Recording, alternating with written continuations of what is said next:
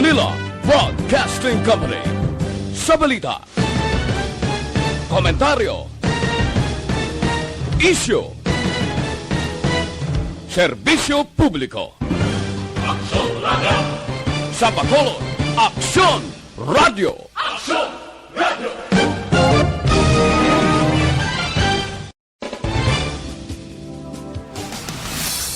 Aksyon Balita Morning Edition. Finalist Best Newscast 25th Golden Dove Awards.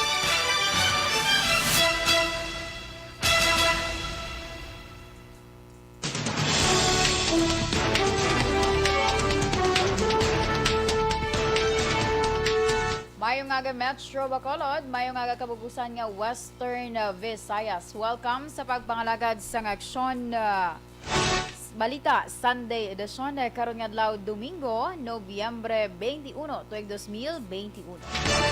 Makita kita live sa among official Facebook page kag sa YouTube channel ang Aksyon Radyo Bacolod kag mabatian pagi sa www.aksyonradyobacolod.com.ph. Ang inyo tagbalita Aksyon and Defensor. Kagkaroon sa itong mga headliners, una sa mga balita lokal. Bacolod Committee on Vaccination na all set na sa 3-day National Vaccination Drive. Biyahe sang Cirrus Liner halin sa Region 7 na pagkato Negros sa Occidental kag vice versa ginatugutan na. Sa mga nagapangunang nga balita nasyonal, presyo sang gatong ginalantaw nga maganubo sa masunod nga semana. Kag mga OFW nga for deployment sakop na sa booster shot priority. Sa aton balita international, linibo nagrally batok sa COVID-19 vaccination sa Australia. Kag sa aton balita sports, sa Platinum Karaoke kag TNT qualified para sa PBA 3x3 first leg quarter final. Action Radio Philippine Standard Time alas 6:04. Detalye sa aton mga nagapangunang nga balita lokal pagkatapos lamang sa mga ini.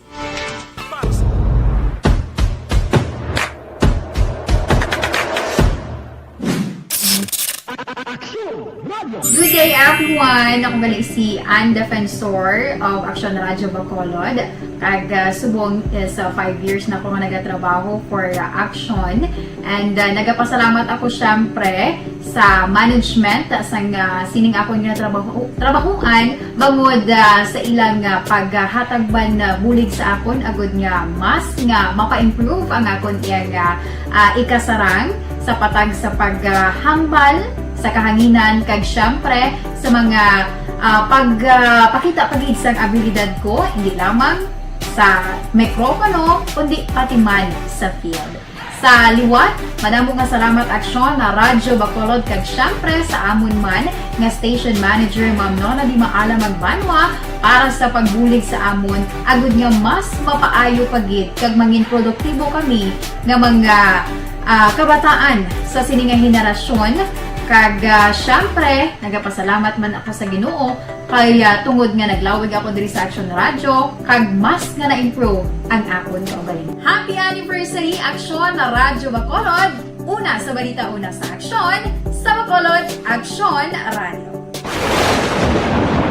Ang elementary nga evacuation center na concern din baha man. Uy, kasi tinagaman apat kumansaka ang tubig. Actually, ko po Di ba medyo mataas na ang tubig, so ginaulat natin nga Siwala nga ng traffic to or nag-transit dito sa sulod ang mang continuous rain ang nag-subject sa factor sa pagsaka sa sining tubig sa subong.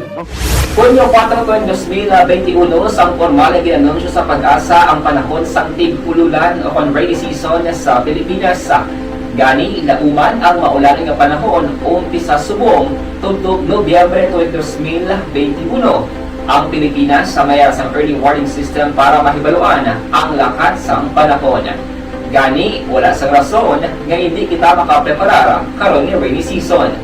Yari ang pila ka mga action tips nga dapat mo may baluan karon nga panahon sang tig-ululan. Kung nagapuyo sa lugar nga masami ginabaha, mag-monitor sa balita para sa anunsyo sang Pag-asa sa lakas sang panahon.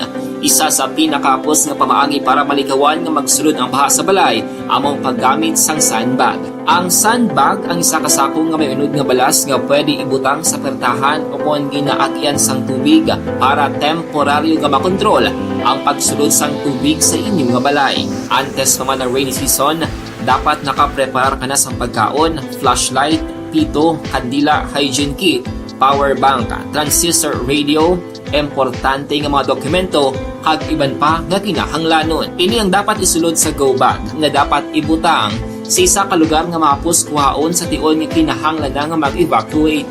Sa tion sa pagbaha dapat butangan sang tape ang saksakan sang mga outlet kag ibutang sa mataas nga mga lugar ang appliances. Kunyara sa evacuation center, dapat man nga ipatuman ang minimum health protocol, face mask, face shield kag social distancing batok sa COVID-19. Sa panahon sa tigululan, dapat man proteksyonan ang ikaayong lawas batok sa nila ka mga masakit, kang isang dengue, leptospirosis, cholera, typhoid fever, hepatitis A, influenza, kag iban pa. Nagpanugyan man ang DOH kay pabili ng proper hygiene kay pag-inom sang limpyo nga tubig, lutuon sang husto ang pagkaon para malikawan ang contamination.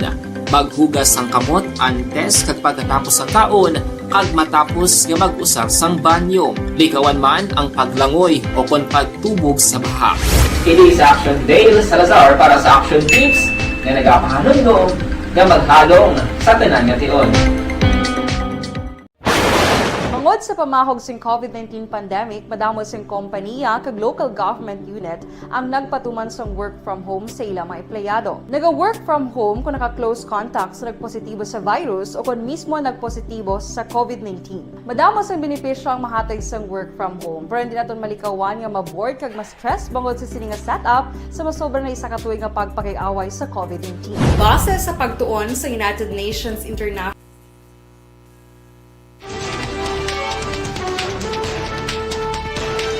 Action Radio Philippine Standard Time, alas 6:09, kagkaroon sa detalya sa ngaton na mga nagapanguna nga balita lokal.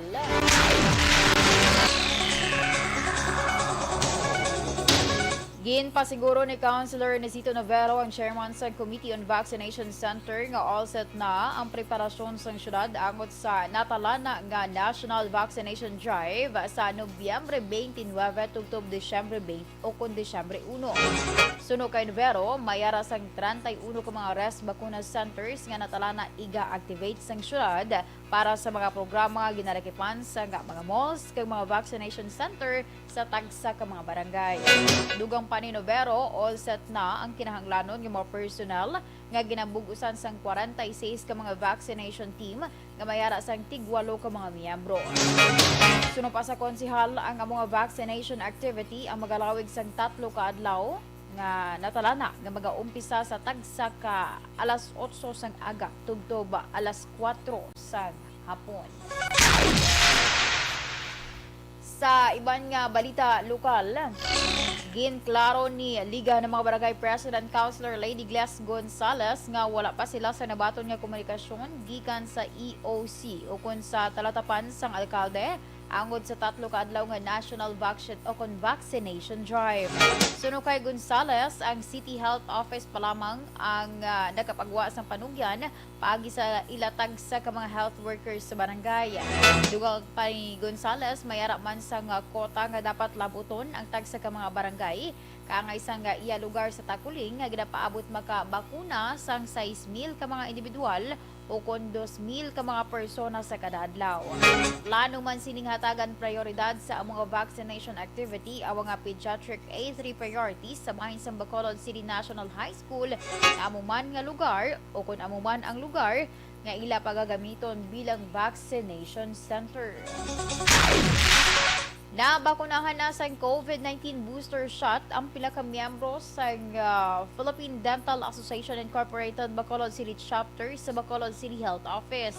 Sa Facebook post sa Bacolod City PIO, 30 ka mga dentist ang nakabaton sa booster shots nga ginarakipan sa ilat chapter president nga si Dr. Realesa Lodovice. Ang booster shots ang gidbase sa guidelines o guidelines sang DOH angod sa pag-administer sa COVID-19 vaccine booster dose sa Priority Group A1 na ginalakipan sa essential workers sa mga front health services nga gin-classify sa idalom sang A1.1 tubtob A1.7. Sa nahibaluan nga pito ka mga opisyal sa syudad sa Bacolod kag Ayala Malls Capital Central ang gindesignar nga mga lugar nga maga-administer sa booster doses. Ang aktibidad gintamugan ng Bacolod City Mayor Evelio Nardia, OIC City Health Officer Dr. Edwin Meraflor Jr., EOC Executive Director M. Ang, kag pila pa ka mga personal sa CHO kag mga departamento sa syudad. Sa dugang pa nga balita lokal, ginpahanugutan na ang pagbiyahe sang Cirrus Liner sang Vallecar Transit halin sa Region 7 padulong sa Negros Occidental vice versa. Suno kay Atty. Refrando Diaz II, ang Provincial Administrator, nag-umpisa na kahapon nga adlaw ang Cebu Bacolod kay Negros sa Oriental Bacolod vice versa. Dugang pa ni Diaz, point to point pagid lamang ang pwede agud makilala ang mga pasahero paagi sa ilang mga dokumento. Pahayag pa sang Provincial Administrator kinahanglan nga magpresentar sang vaccination card, negative RT-PCR kung wala pa bakunahan kag S-Pass. Ang dokumento ipakita sa terminal kag sa mga puerto nga malabayan sang bus. Wala naman sang quarantine pag-abot sa destinasyon matapos sa pareho ginpaidalom sa alert level number 2 ang duha ka probinsya. Nagapangabay ang BJMP sa Bacolod City sa sangguniang panlungsod nga maghimo sa ordinansa nga nagadumili sa paggamit sang drone 100 meters halin sa jail facilities. Ini ang basiman sa komunikasyon nga ginpadala ni Senior Inspector Ayan Carla Niaga, ang Jail Chief Inspector kag District Jail Warden sang BJMP Handumanan. Sunod kay Attorney Jairus Dohilio, ang spokesman sang BJMP Region 6, tuyo sang pangabay nga malikawan ang insidente nga gamito ng drone sa pagpasulod sang illegal nga droga sa mga prisuhan. Gin-ehemplo ni Dohilio ang natabo sa syudad sang Davao ukon sa Davao City Jail sa tung Oktubre 18 nga naggamit sang drone nga may ginbutang nga shabu. Nakuha sa drone ang 25 grams sang illegal drugs nga nagabalor naman sang 400,000 pesos. Suno kay Dohilio, wala pa sang LGU sa Western Visayas ang nag-aprobar sang siningasahi sang ordinansa, pero may mga LGU na nga ginakonsidera ini.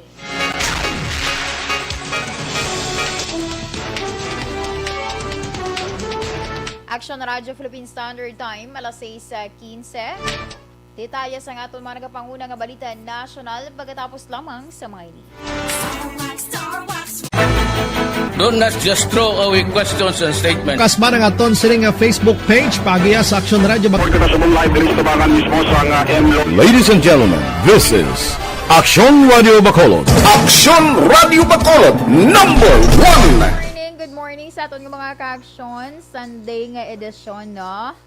Bag-ulan na yung tingog. Bubag-o. Hindi, for this Sunday lang man. You know naman, no? Makita nyo sa mga post ni Action Dorel kung diin siya subong. Nagpuli siya sa iyang hometown, sa Davao. Sige, good morning sa kay Ma'am Romela Ilostre Arevalo. Mayong aga dira sa imo. Kay Sir Philip Ilaco, mayong agaman. Katunog ni sang akon nga. Sige, sa kay Ma'am Elvira Gilogo, good morning. Naga-monitor from Firmville sa Barangay Pahanukoy. Salamat. Si Sir Ray Baryoga, good morning. Dira iya sa may Barangay Pandanon, DSB. Kakapi na, sir. Sige, sa kay Sir John Esquera, good morning man and God bless. Si Sir Martin Aliling, naga-monitor from Imos, Cavite. Salamat. Ma'am Jinky Dialagdon, happy Sunday action and kay Mr. B-Boy Villasor with Ma'am Star Mayo and Doc Matt Mayo, Sir Noel Amar, Sir Alex Montesa, Sir Melily Oligo, Mama Laliking. Sobrahan ka, ano ba? Kaslang. Ma'am Lily King, Raymar Suwato, Imperial, Alma Oligon, and all my family sa Barangay Pandanon, DSB. from Arizona, USA. Yes, thank you so much, good Ma'am Jinky Dialagdon. And thank you so much man for the 100 stars nga ginpadala mo diri. And yes ha, sa mga ka-action dira naton nga sulid. Sulid. Nag-legal ba na remember ninyo? Nag-send ka mo sa mga stars. Di subong nagbalik na kita. Pwede na ka mo makasend dira liwat sa inyo yung mga stars. Okay? Thank you so much again. Hi, Ma'am Baby Gregorio Yulo. Good morning. Happy Sunday. Greet ko lang family Gregorio sa Aguiliana, Barangay Cabog. Salamat. Monitor here in Poblacion, DSB. Sige, thank you so much. Si Ma'am Christine Minyas Villalobos. Good morning dira sa imo, Ma'am Christine. And have a blessed Sunday. Si Gingging Villanueva lang gina siya or basta may sugpuan pa ni. Good morning. Shout out lang sa tanan nga taga Zone 4A, Banwasang Pulupandan. Good morning, Philippines. Good morning mandira sa imo. Kag sa tanan nga taga Banwasang Pulupandan. Kay Robel Pongyan, good morning po, watching from Cavite. Di na ko to.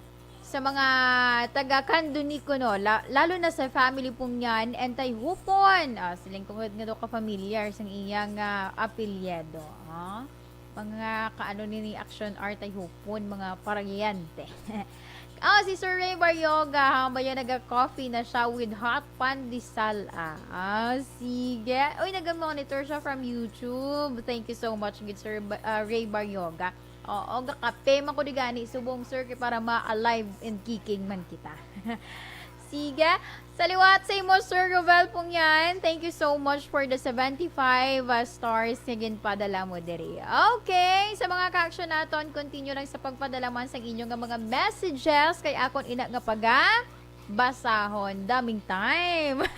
And syempre, sa mga bag-ubog taw subong ti pangapina, na?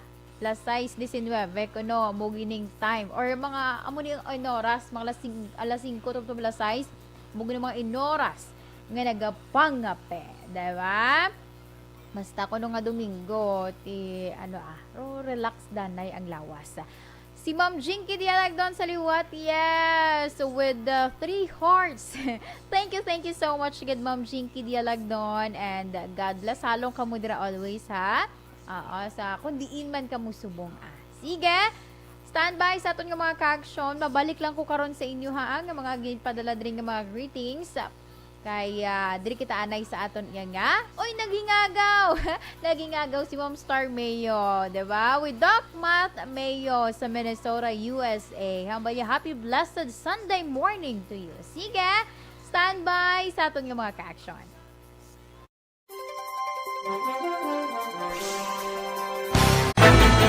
Do not just throw away questions and statements. Kasma ng aton sining Facebook page pagiya sa Action Radio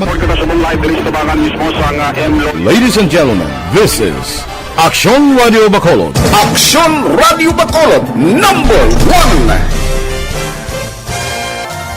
Nagpangunak ang Action Radio Bacolod sa pinakaulihing survey sa music nga kakuha sa commanding radio station share para sa 4th quarter sang tuig 2020. Kami nagapasalamat sa aton mga kaaksyon sa padayon nga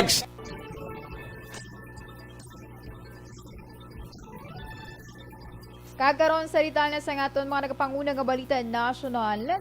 Ginapakita sa projections ng Uni Oil Petroleum Philippines nga maganubo ang presyo sang gatong sa masunod nga semana. Base sa ilagin pagwa nga fuel price forecast para sa Nobyembre 23 to 29 nga trading week, ginpahayag sang Uni Oil nga mahimo ang pagnubo sa kada litro sa diesel sang piso kag 10 sentimos tubtob piso kag 20 sentimos. Ginalantaw man nga maganubo sang 90 sentimos tubtob piso sa kada litro ang presyo sang gasolina. Sa madumduman sang Nobyembre 16 to 2021, una nga nag-implementar sa pagnubo sa presyo sang gasolina sang 90 sentimos ang tanan nga kompanya sang langis, samtang wala naman sa pagbago sa presyo sang diesel. Sa iwan pa ang balita national, Ginaprobahan na sang Interagency Task Force ang booster shots para sa mga overseas Filipino workers nga for deployment. Suno kay Vaccine Czar Carlito Galvez Jr., na desisyonan sang IATF nga hatagan sang booster shots ang mga OFWs kag seafarers nga for deployment ang status sa sulod sang 4 ka bulan. Ginpahayag man ni Galvez nga gin-request na sang IATF sa Food and Drug Administration nakon FDA nga maghimo sang pag-amyanda para sa ginatugutan sa booster shot. Sanay baluan ang mga medical frontliners, senior citizens kag persons with comorbidity pa lamang ang ginatugutan para sa booster shot base man sa ginpagwa sang FDA. Sa dugang pang balita national, kumpiyansa ang National Task Force against COVID-19 nga malabot sang gobyerno ang target nga mabakunahan ang 15 milyones ka individual kadungan sang 3-day national vaccination campaign against COVID-19 halin Nobyembre 29 tubtub Desyembre 1. Nagapati si NTF spokesman retired Major General Restituto Padilla nga magibabaw ang bayanihan spirit sa diin magabuligay ang tanan agud malabot ang target nga mabakunahan. Ginlaragway naman ni Padilla nga very encouraging ang reaksyon sa mga health workers nga magapartisipar sa vaccination drive kagindugang nga pabasgun man sa mga pribado nga sektor ang ilang kooperasyon pagi sa pagbukas sa ila pasilidad para sa nationwide campaign.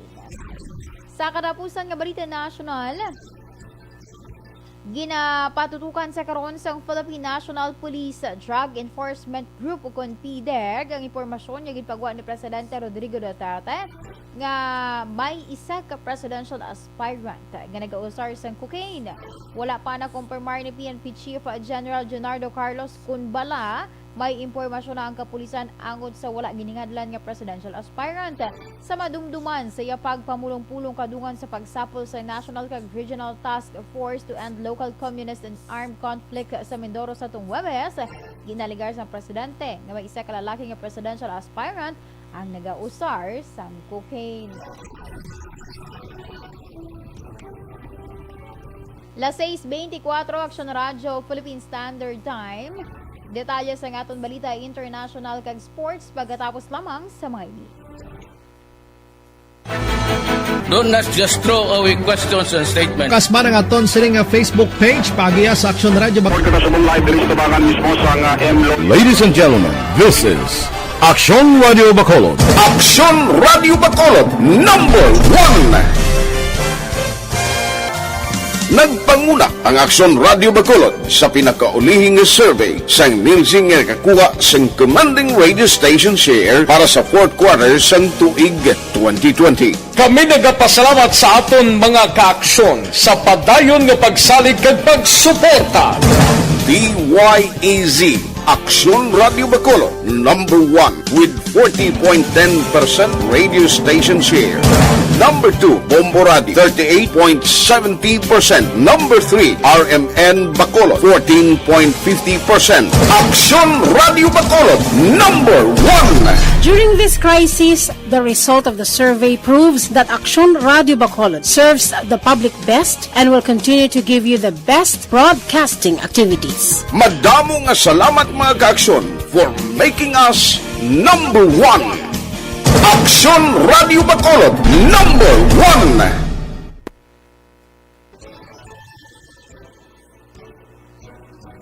Las 6:25 Aksyon Radyo Philippine Standard Time kakaron sa detalye sa ngaton balita international.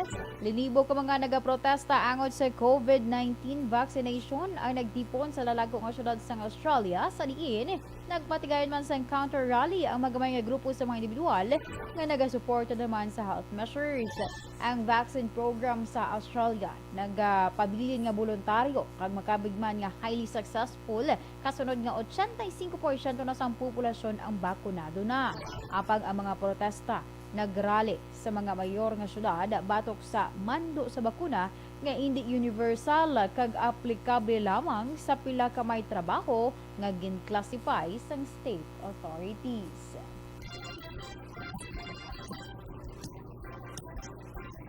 Kag sa ato naman balita sports, Unang naghampang ang Platinum Karaoke kag TNT Tropang Giga sa unang adlaw sa 2021 Philippine Basketball Association 3x3 sa Inari Sports Arena sa syudad sa Pasig.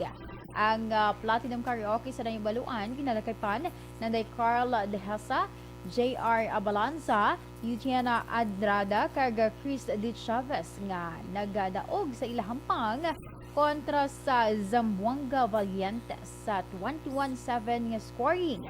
Limitless Upmaster nga 21-16 nga scoring. Kag sa Pure Foods TJ Titans nga may 21-14 nga scoring. Nagapanguna ang Platinum sa Pool A nga may 3-0 record kag secured na para sa ilang quarterfinals. Napasiguro man sa TNT ang ilang para sa ilang quarterfinals na nag-angat man sa season opener.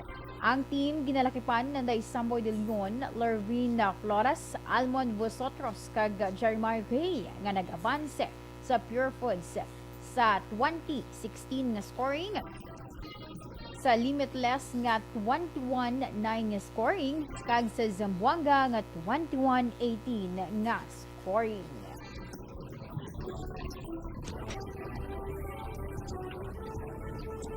Action Radyo Philippine Standard Time alas 6:28 kag inyo ginpamatian by the way sa aton galing mga ka-action nga naga-monitor sa amon via Facebook Live. Salamat gid sa kay Ma'am Irene Rihon de Maraye. Good morning and happy Sunday dira sa imo. Tamiyaw niya lang ang mga pamilya niya, family Rihon. Sa kay mama niya Nining kag Papa Edwin kag sa iyang little girl baby Shara Isabel. Salamat gid sa may barangay Bunga sa DSB and also sa kay Ma'am Evelyn Nepomuceno, kay Ma'am Star Mayo.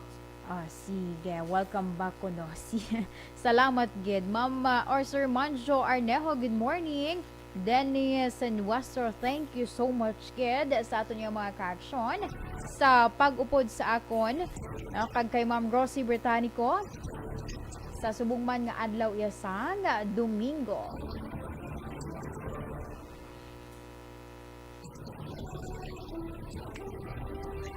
Kag inyo ginpamatian ng kabugusan nga detalye sa aton mga natipon nga mga balita.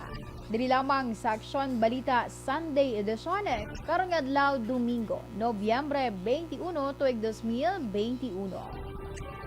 Upod ang inyo tagbalita, Aksyon and Defensor. Mga ka-aksyon sa diin ka man sa Pinas, labuton ka sang amon balita kag serbisyo.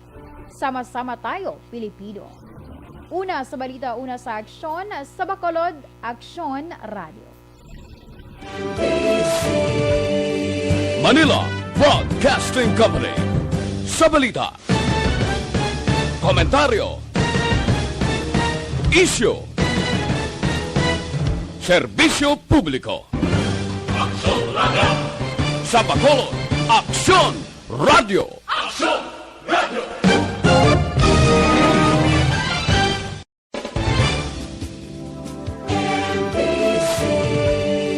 Manila Broadcasting Company. Sa balita, komentaryo, issue, serbisyo publiko. Aksyon Radio. Sa Bacolod, Aksyon Radio. Aksyon Radio.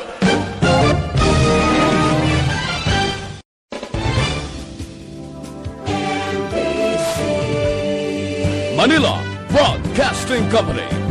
Sa balita, komentaryo, issue, serbisyo publiko. Aksyon Radio.